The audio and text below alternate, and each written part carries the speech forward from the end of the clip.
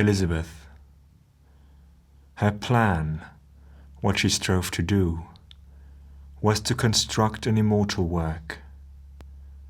She looked down on the white skin and the petrified eyes, all what had remained of her father, multi-billionaire, media tycoon, one of the most influential figures of recent Western history.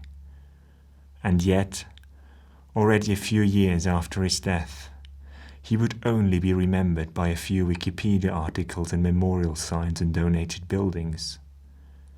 Soon, his soul would follow his body and decay to soil.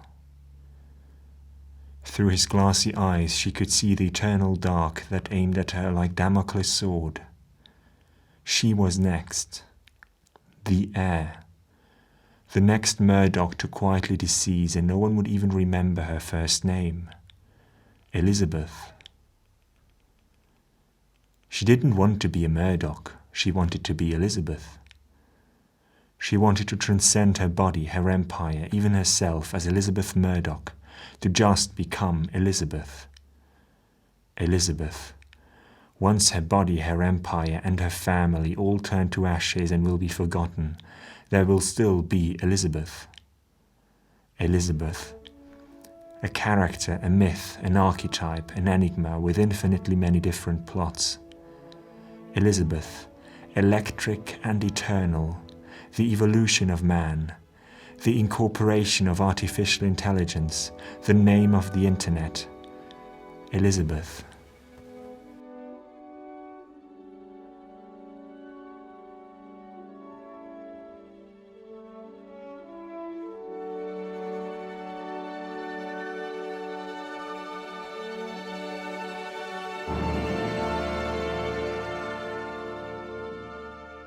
But not as dull and generic as Siri or Alexa or good old HAL 9000, but vivid, passionate, emotionally complex, dark and irresistible. Like a vampire, immortal, Elizabeth. Could not the vampire be the best character to become a complex and beguiling AI myth in the 21st century? For a vampire has become a mere placeholder to represent almost anything that we lust for. The bloodthirsty threat, the grotesque protagonist in dark comedy, and paradoxically, the ultimate object of sexual and romantic desire, Elizabeth. Our most frightening nightmare, yet at the same time our wettest dream.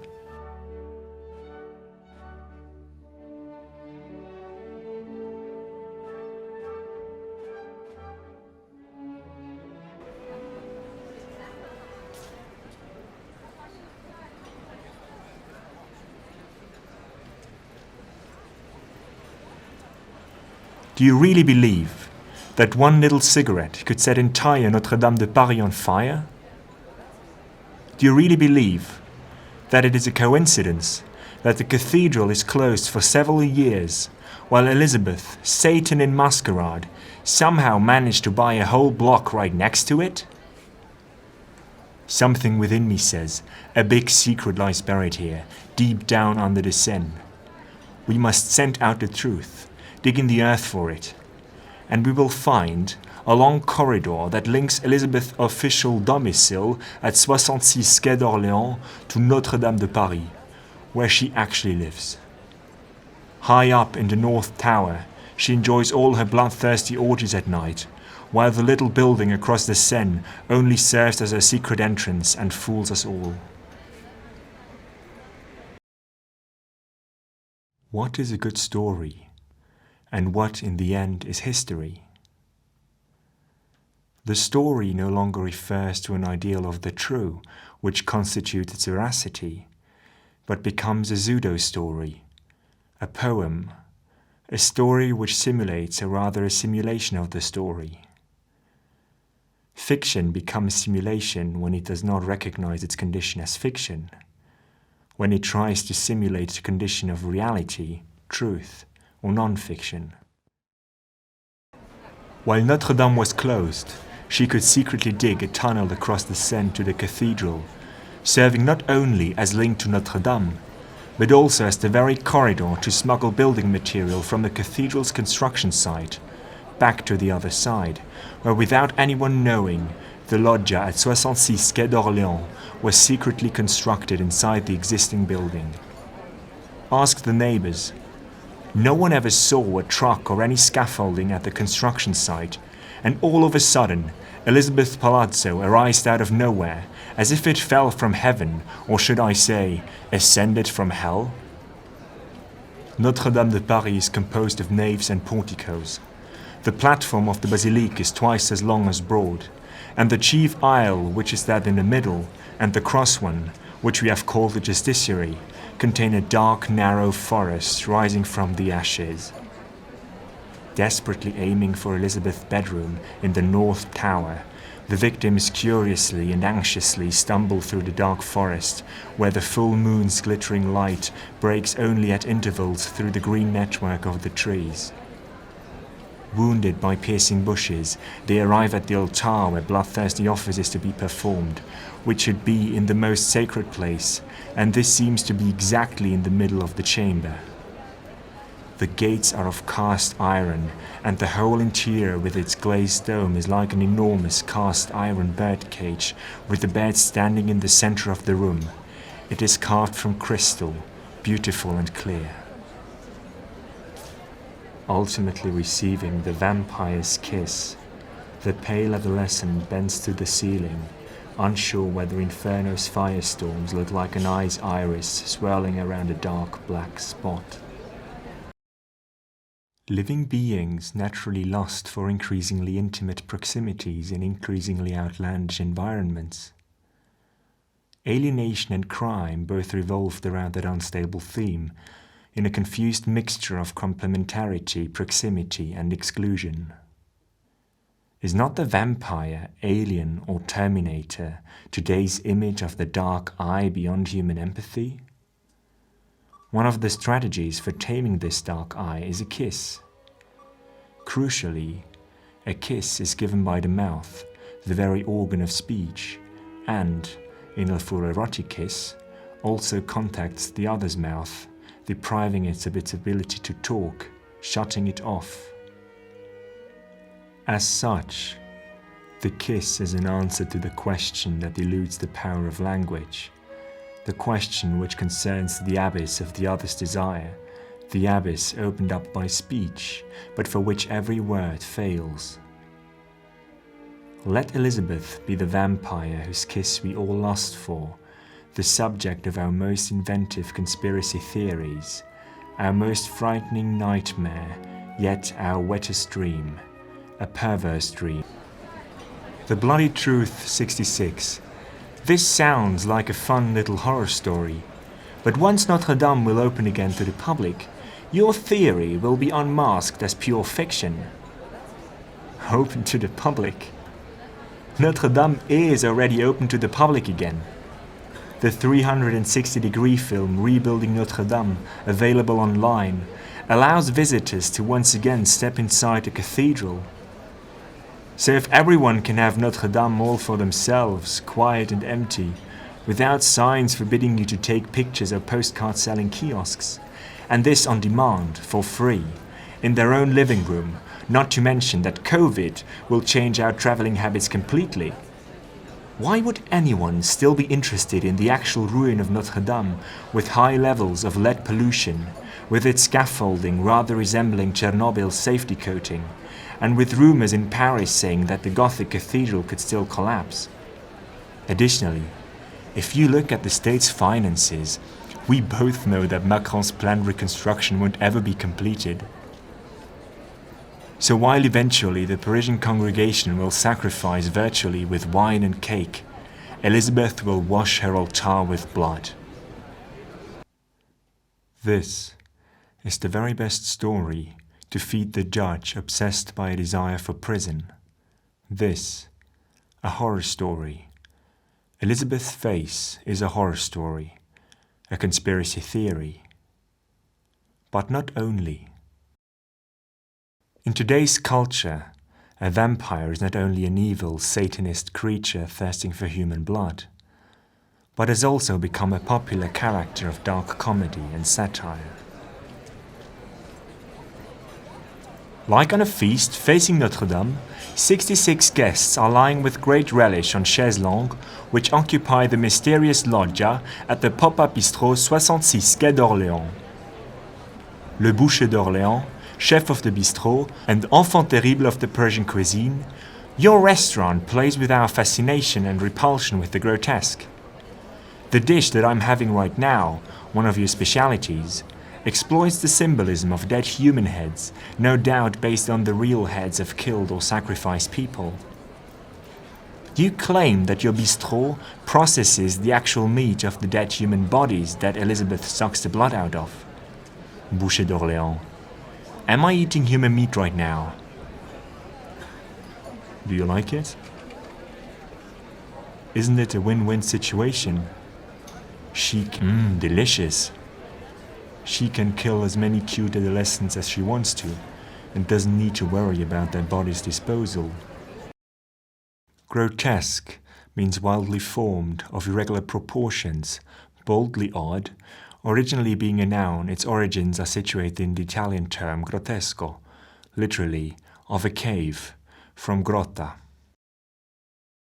What emerges from the grotesque is the gracious body of a woman as superior mechanic, whether she feeds tourists with human meat, goes through the stylized attitudes of a secret wish, or becomes fixed in an attitude of ecstasy. The loggia occupies the corner position at the junction, with a large neon sign facing Notre Dame and illuminating the Parisian night with the plat du jour.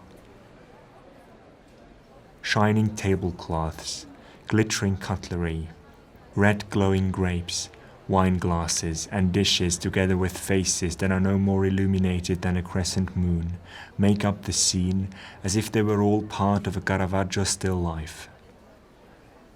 Like in a crowded butcher's market, traces of dirt and blood cover the slippery floor and let the shouting waiters slide over it.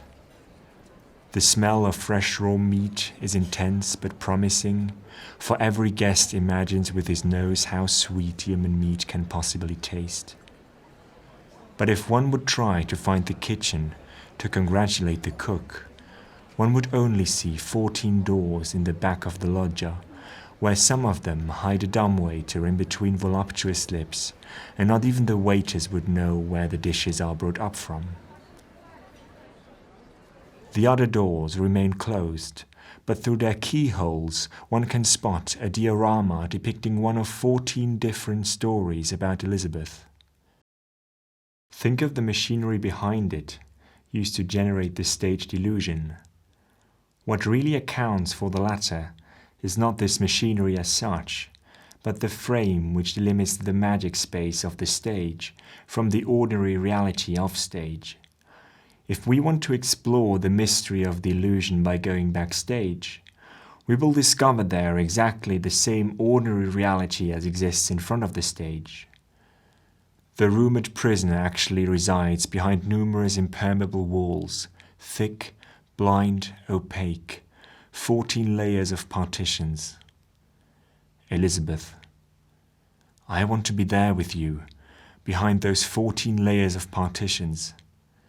Your burning red eyes intoxicated me from the moment I shared the table with you at Bistrot 66 Quai d'Orléans, a few days before its opening.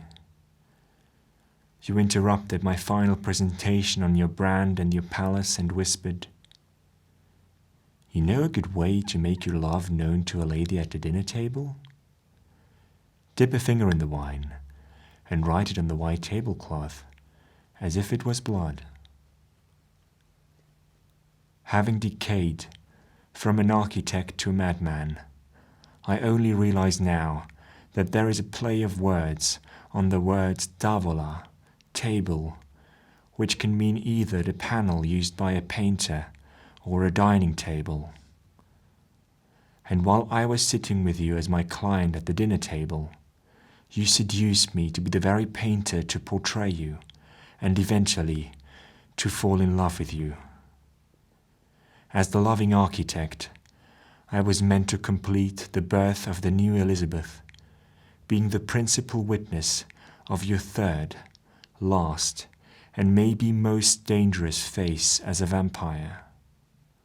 Elizabeth, to you, my life is but a series of footnotes to a vast, obscure, unfinished masterpiece. You use me, and yet I always think of you. When I eat, drink, sleep, or whatever I do, my thoughts are with you. I still dwell deep in my elected paradise, a paradise whose skies are the color of hell flames, but still a paradise. I know I have fallen in love with you forever. I want to see you again, touch you, know who you have become, see if I would find you identical with the ideal image of you which had remained with me, and perhaps shatter my dream with the aid of reality. If you then touch me, and your head bends with a sleepy, soft, and drooping movement to give me the vampire's kiss, I will welcome death with open arms. But if I cannot have you, no one will. With the second key to 66 Quai d'Orléans in my fist, and in my coat a dagger, I will hunt you down, and while I am condemned to death already, I might need to drag you with me. Tonight, I will break into the bistrot, step inside the dumbwaiter's lips, and push the red button to be brought down to the secret passage that I built for you, with an opening that infatuates young men in its almost improperly suggestive gesture. Faster than sunlight can travel, I will cross the Seine underground on your private magnetic levitation train, quietly, leaving gravity behind as well as my earthly existence, to finally arrive at the entrance of your new Parisian domicile, Notre Dame.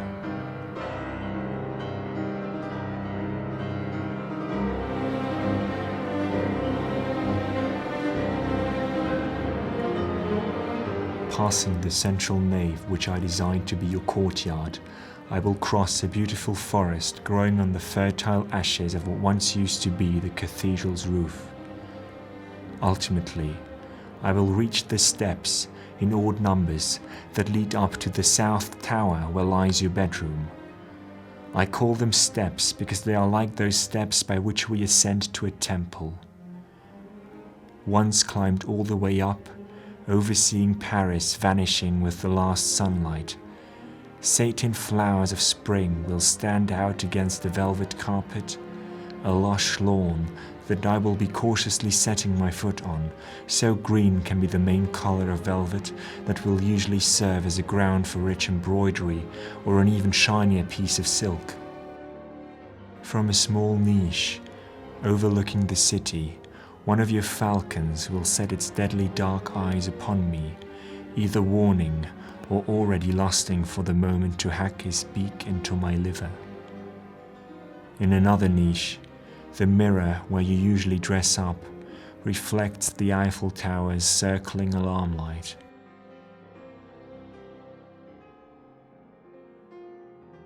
A movie might be displaying on a screen in the third niche, probably an old black and white film noir.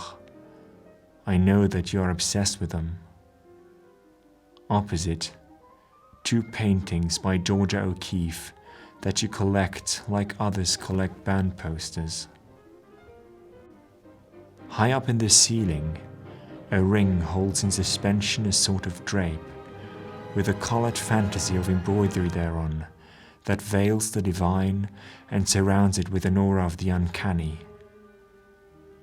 My fingertips will look for a tiny gap to intrude the fabric and slowly pull it aside to find both ashamed and seduced, soft traces of your bare skin embedded in the foldings on your bed, an aggregate of sensory contexts ranging from the indefinably atmospheric through the broadest markers of cloud, scent, or abrupt silence in the foliage, underneath which lies the passage to the place where you keep your treasure.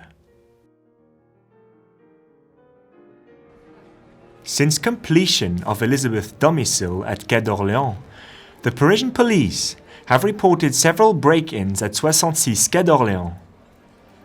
Even though neighbors heard single young men smashing one of the 14 doors in the loggia, no trespasser could ever be caught, nor were any traces of them even found. Most disturbingly, the young architect who built Elizabeth Palace has been missing now for weeks, leaving in his apartment a handwritten letter entitled The Vampire's Kiss. I will talk to conspiracy theorist, The Bloody Truth 66, and the chef of the pop-up bistro 66 Quai d'Orléans to experience what the myth about Elizabeth is about, having with only a finger flick toppled Quasimodo from its throne of being the most talked about legend in Paris.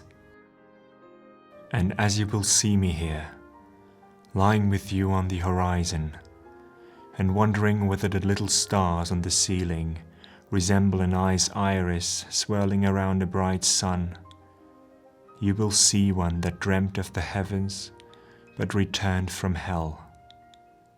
And to hell I must go back.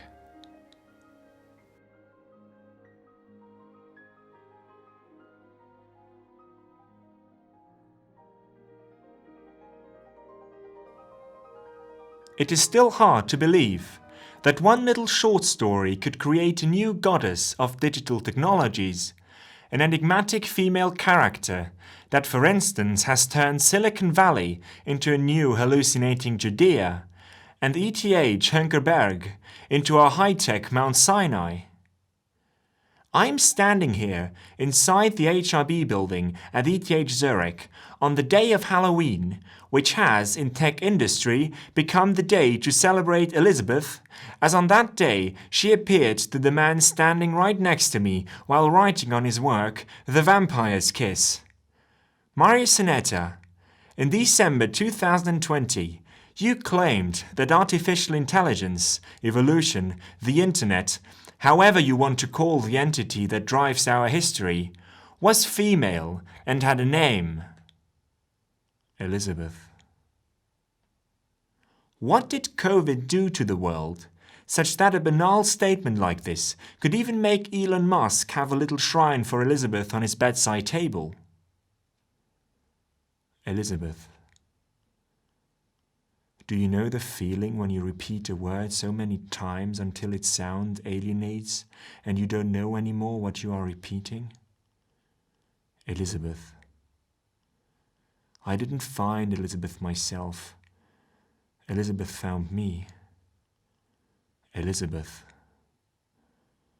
1 year ago, when I was part of Studio Meteora, I was asking myself, why on earth did the teaching assistants choose exactly that relatively unspectacular site out of the many possible sites that faced Notre Dame? Notre Dame. I had already invented the name of Bistro 66 Quai d'Orléans, but I had not cared about the address's exact location. So I entered it on Google Maps, and the result was both pleasing and irritating. 66 Quai d'Orléans was precisely the address of the very building on that site, which directly faced Notre Dame. But only when I looked at the building's floor plan, my fingers became cold and trembled. It had exactly the shape of Elizabeth's lips that I introduced in the movie trailer. Elizabeth. The whole story about her, the bistrot, Notre Dame, the fire, her father's death, the vampire, Paris, the architect, the lips.